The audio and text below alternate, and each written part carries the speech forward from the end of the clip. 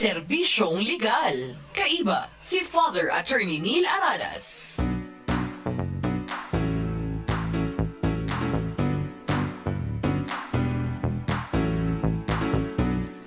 Good morning mga katiwala.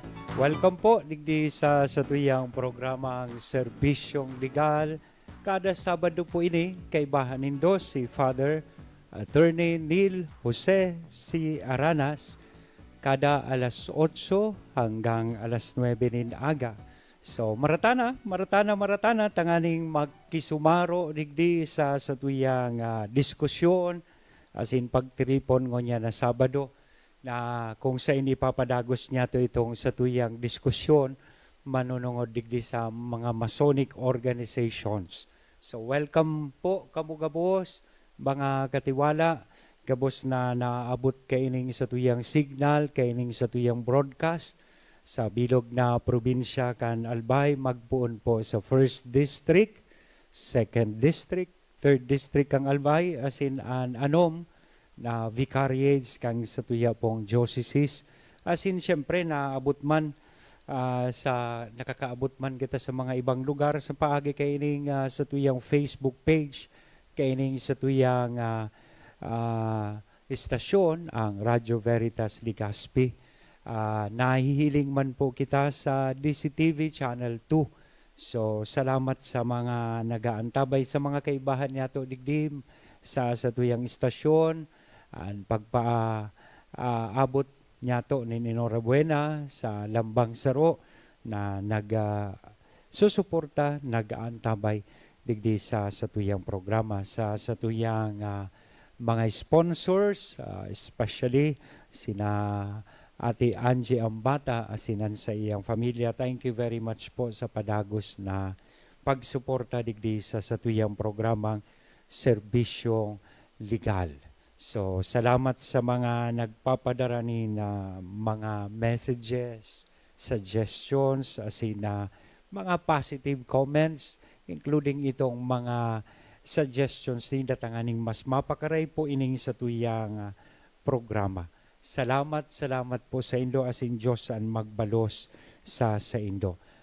Kang nakaagi pong Sabado, pinag-diskutir niya to mga katiwala itong manunungod sa Freemasonry or ining mga Masonic organizations na sabi niya to ang sa indang prinsipyo incompatible, inconsistent with the Catholic doctrines and Catholic teachings. So, base na sana sa mga pinag-diskutir po niya to na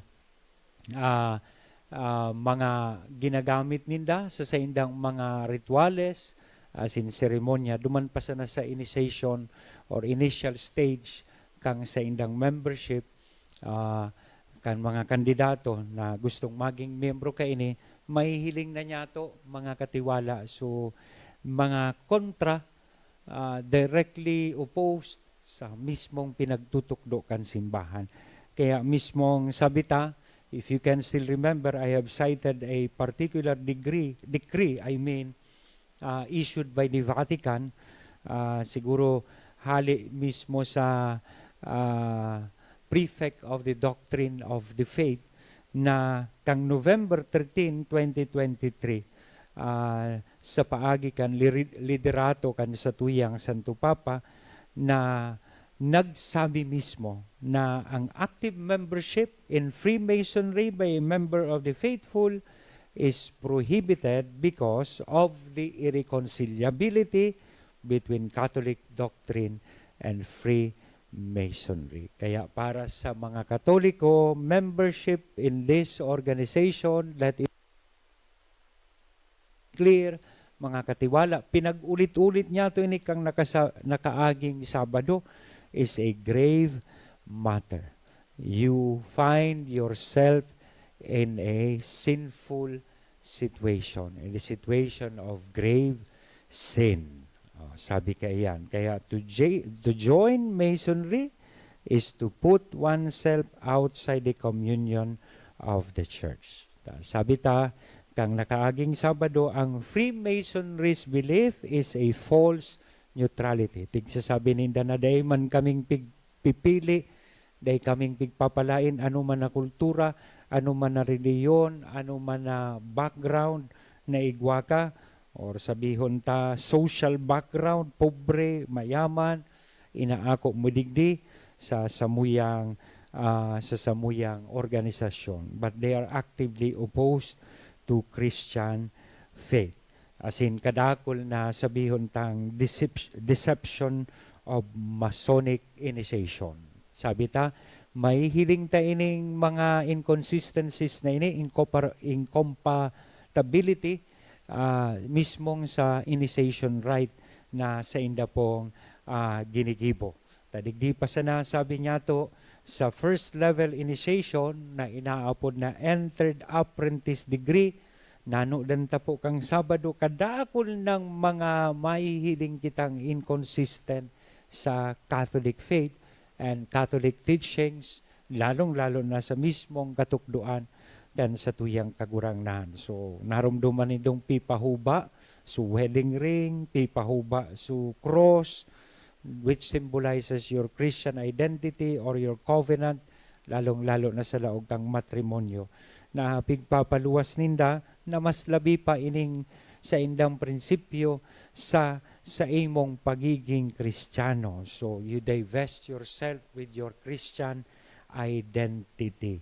Na kontra ini sa katukduan kan sa tuyang simbahan. The language that are being used in making promises, in making oaths, o mismong the content of the oath, sabi ta kayan, dakulang kontra, oposisyon sa inaapod niya tong katukduan kan sa tuyang simbahan. Kaya pinagsabi taman kang nakaaging Sabado itong parte kang pinaghiras na diskusyon ni Archbishop Soc Villegas together with some other bishops kung ano ang magiging epekto kaini na parehas manggiraray-an paninindugan kan katolikong simbahan manunungodigding sa pag-intra, giging parte kaining mga Masonic organizations. So sabi kayan, they are living in the situation of grave sin by joining and remaining in the Masonic organizations. Natandaan na po yan.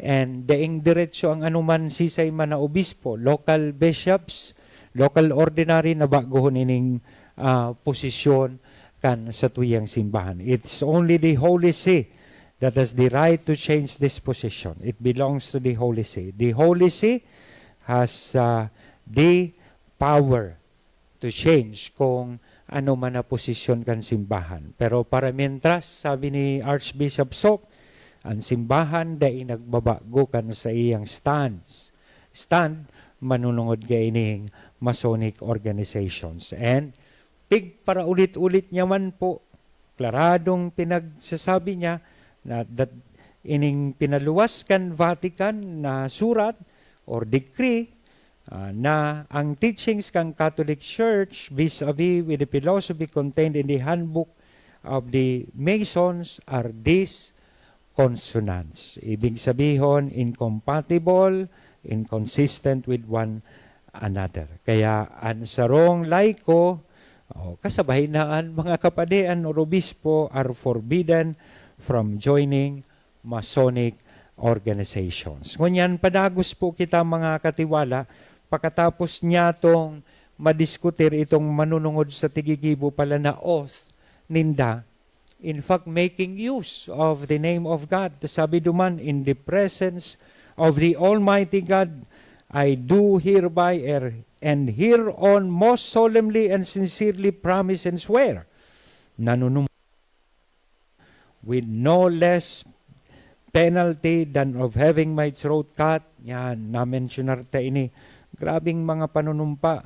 Butongon ng dila paluwas, my tongue turned out by its roots, and my body buried in the rough sands of the sea at low water mark. Nasabi baga, sinabi ta po na mismong sa Ebanghelyo ni Mateo, chapter 5, verse 37, sabi ni Kristo sa iyang mga parasunod, Jesus instructs His followers, let your yes be yes, let your no be no. because he would like to warn us against the use of excessive oaths, and naiyo nga ni mismo ining ginigibo kay ining mga Masonic organizations sa indang oath na full of binding promises and punishments. Na sabi ta po, kang nakaaging Sabado bago kita na maaram, the Masonic oath places its members under obligations that are in direct opposition to the freedom Christ offers. Hihali sa tuya itong freedom na tigtatao sa tuya mismo kan sa tong kagurangnan bilang mga aki niya. He is referring to the liberty we have as sons and daughters of God, free from the bondage of sin and death. And this Masonic oath, with its penalties and curses, strips away that freedom.